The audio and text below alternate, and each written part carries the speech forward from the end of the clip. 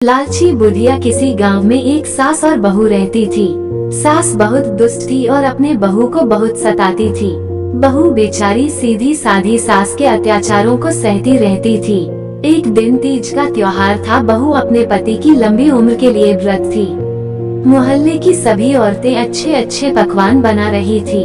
नए नए कपड़े पहनकर और सज सवार कर मंदिर जाने की तैयारी कर रही थी। पर सास ने अपनी बहू से कहा, अरे कलमुही, तू बैठे बैठे यहाँ क्या कर रही है? जा खेत में मटका लगा है, कौवे और तोते फसल नष्ट कर रहे हैं, जाकर उन्हें उड़ा। बहू ने कहा, माँ आज मेरा व्रत है, मैं तो पूजा की तैयारी कर रही थी, आज मुझे मंदिर जाना है। सास ने कहा, तू सज सज सवकर मंदिर जाकर क्या करेगी? कौन सा जग जीत लेगी? बहू को गालियाँ देने लगी। बहू बेचारी क्या करती, मन मारकर जाना पड़ा, लेकिन उसे रोना आ रहा था। उसकी आंखें भर आई। वो और औरतों को मंदिर जाते देख रही थी। औरतें मंगल गीत गा रही थी। उसके सब अरमान पलकों से टपक रहे थे। वो आज सजना चाहती थी, अपने पति के नाम की चूड़ियां पहनना चाहती थी, मांग में अपने पति के नाम का सिंदूर लगाना चाहती थी और वह साड़ी पहनना चाहती थी जो उसके पति ने उसे अपनी पहली कमाई पर दिया था।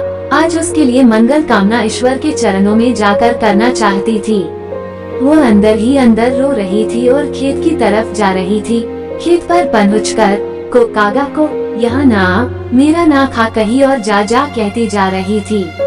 उसी समय पृथ्वी पर शंकर और पार्वती जी भरमद करने निकले थे। पार्वती जी को बहू का रोना देखकर रयत भर आया और उन्होंने शिव जी से कहा कि नाथ देखिए तो कोई अबला नारी रो रही है। रूप बदलकर शंकर और पार्वती जी बहू के पास पहुँचे और पूछा कि बेटी क्या बात है, क्यों रो रही हो, क्या कष्ट है तुम्हें? तो वह बोली कि मैं अपनी किस्मत पर रो रही हूँ। आज तीज का व्रत है, गांव की सारी औरतें पूजा पाठ कर रही है और मेरी सास ने मुझे यहाँ कौवे उड़ने के लिए भेज दिया है और मैं अभागी यहाँ कौवे उड़ा रही हूँ।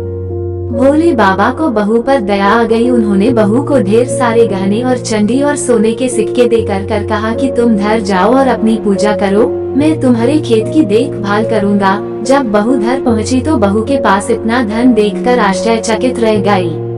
बहू ने सारी बात सास को बता दी।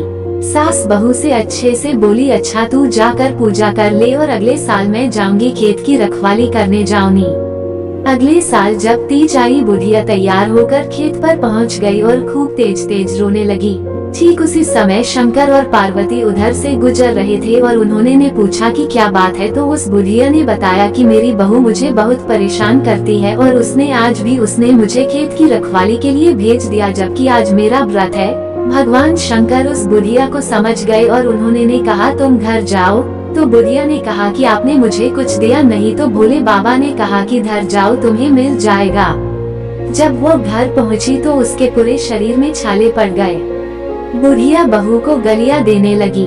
बहू ने पूछा तो बुढ़िया ने पूरी कहानी बताई। तब बहू ने कहा कि भगवान हमेशा सरल, सच्चे और भोले भाले लोगों की ही सहायता करते हैं, लालची लोगों की नहीं।